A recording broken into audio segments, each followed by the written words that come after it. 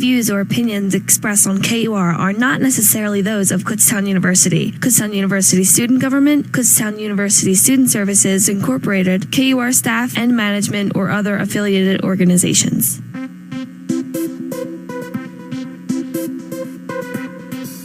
This is Kutztown Live, Kutztown University's campus and community issues talk radio magazine. You can listen back to any of our episodes of Kutztown Live by going to Spotify and searching Kutztown University Radio. And now, your hosts of Kutztown Live.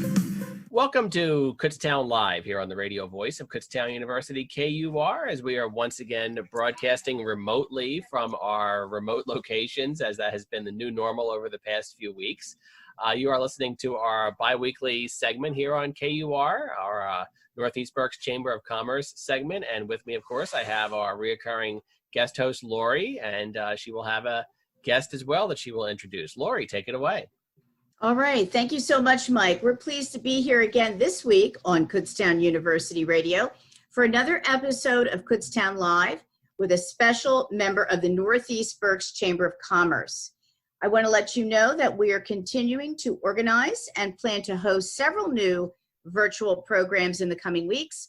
So please follow us on our social media on Facebook, Twitter, and LinkedIn, as well as our Northeast Berks Chamber website at northeastberkschamber.com. We're looking forward to a second chamber chat that will be held on Thursday, May 7th at 7 p.m. And that is our only members-only event. If you can look for the registration link on Facebook, you'll be able to reserve a seat for a chamber chat during which we will connect members to other members and for discussion and ideas and concerns related to COVID-19. Today, my special guest is David Green. I met David actually probably almost 5 years ago, and then we would see each other at a number of different networking events, and we had some mutual friends and business associates. And I'm very pleased to say that David joined our chamber back in November on Small Business Saturday. And so we welcome here to Kutztown University Radio, David Green, who is the president of Hold-TimeAdvantage and Sound Marketing Resources. Welcome, David. Thank you so much. Well, today we have a very interesting topic. And as you noticed in the name of his business, Hold Time, David is responsible for a very specific marketing strategy that has to do with OnHold Messaging. Why don't you tell us a little bit about that, David? Well, I've always been about focusing on marketing at key points of opportunity. And one key point of opportunity is the time that's usually wasted when someone calls a business or organization's telephone system. There are periods of time that go to waste in hold time. And there are also opportunities now with new phone systems to do greetings for every caller when a call arrives, and also after hours greetings. So we work on that.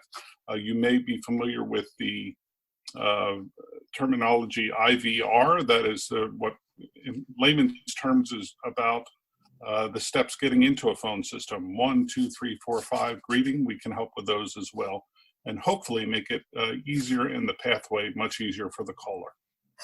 Well, we all know definitely phone traffic has increased. Although we're in this state of business disruption, I know that I am spending way more time on the phone communicating with members and chamber partners, which is great. And so we've seen that increase because we're all, or many of us, are working remotely. I think it's interesting because throughout our lifetimes, we've spent a lot of time on hold. I don't know if there are any statistics telling us how much time we spend on hold. Are there? There are, and like every industry, we have our own, but the most, if you would go to Wikipedia, you would find that between 70 and 73% of phone calls are placed on hold even today. And in our environment today with phone traffic increasing, and particularly now with staffing being so low, it's not surprising that hold time has increased. Yeah, I know that, I'm an auditory learner, so I've always enjoyed listening to music or messaging on hold. But sometimes you're listening to, just a repetition of music, or it's very crackly. And I know that you shared with me some audio bites, some examples of hold-time messaging, which were very calming, especially because they were related to this COVID experience. Why don't you talk about the COVID slant in terms of the hold-time messaging? Well, we saw some of the very best companies that we work with approaching this very early on by expressing the changes in their environment due to COVID, some issues about safety, calming, as you mentioned. And the example that we have for you today that's going to be shared during the program is something that we came up with and shared generically. It's very generic. Our customers are in reality getting very, very specific about the changes in their environment. Changes like changes of hours, changes of staffing, only greeting a customer at the curbside, for example, takeout menus only rather than eating in. Anticipation of when an order will now arrive that is now late. Going to the website, going to social media to stay engaged. These are all great reminders to share at a time that's normally wasted. Now, it's interesting. We know that many businesses, of course, have prepared marketing plans. How common is it to use an on-hold messaging strategy as part of a marketing plan, and why is it beneficial? Well, the history of it is that the very large companies would never, ever go without something on hold. They wouldn't allow that space to be free. And what we looked for was a particular customer that would obviously have some amount of phone traffic. With the new phone systems today, that has changed quite a bit, that every call can be greeted or engaged in some way with new phone systems, particularly with remote workers. Some of the phone systems have the ability to engage not only with a generic message or one message, but it could be many messages. For example, someone calling in for service, an existing customer may hear a different message from someone who is calling in for sales purposes as a new customer. So there are great opportunities to customize the environment. It does great things for the company in terms of generating awareness and potentially sales, but for the customer who is calling, it is so less aggravating to hear specific information as to why they called, customized to their needs on that particular line for that particular message.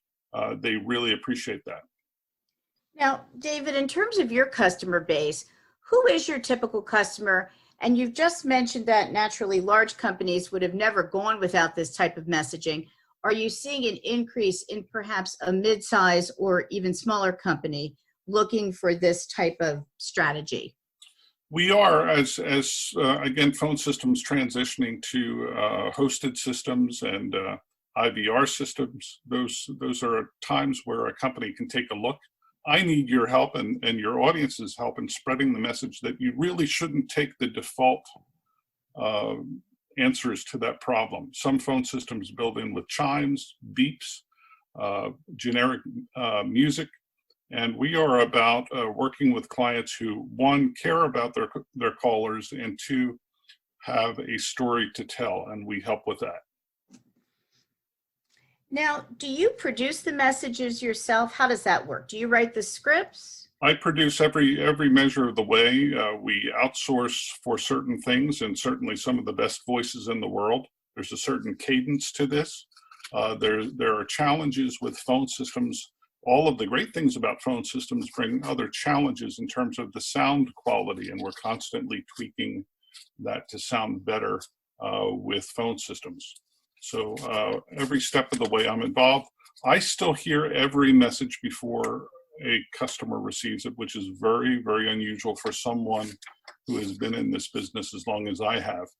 This coming June will begin my 25th year. Congratulations. I think it's great to have that hands-on approach. I enjoy every step of it, and every day is different. I drive my wife Ann crazy with the trivia that I learn about companies that I work with. But I really, really enjoy those details. If any of our listeners or chamber members or anyone at all would like to contact you, what is the best way to reach you to talk more about on-hold messaging? most direct, let's use David Green at HoldTimeAdvantage.com. David Green at HoldTimeAdvantage.com. 610-404-4644. That's local. This company is pays taxes and supports community right here in Pennsylvania. So I will appreciate your support in spreading the word to use Hold Time Advantage right here local in Berks County, Pennsylvania. I'm sure that after our listeners hear your interview as well as listen to your audio bite, that you'll have some definite interest in developing some new hold time messages. And for that, back to that sample that you mentioned, we have companies that started with the beginning of, we didn't know what was going to happen. Now we have the best companies are communicating what's going on now, their changes, and they're actually planning ahead. And I would encourage your listeners to do this. Plan ahead for the new normal, whatever that may be for you. This is an inexpensive thing to do, and preparation costs very little for this particular media to move forward and plan for the new normal so that you can communicate and have it at hand as things change. Yeah, you're absolutely right. All we're hearing now is about pivoting and planning, and I think that this could be an essential strategy for some people out there. Thank you so much. Thanks so much, Lori and David. Before we end, let's hear a sample of your fine work. As Walt Whitman famously said, keep your face always toward the sunshine, and shadows will fall behind you. At a time like this, we all need to look ahead to a brighter future by strictly adhering to the CDC recommendations of social distancing, frequently washing hands with soap and warm water for at least 20 seconds, and making sure to avoid touching your eyes, nose, and mouth if your hands aren't clean. With everyone's cooperation, we will get through this together, and the sun will shine brighter than ever. Thanks for helping to do your part in keeping our community safe.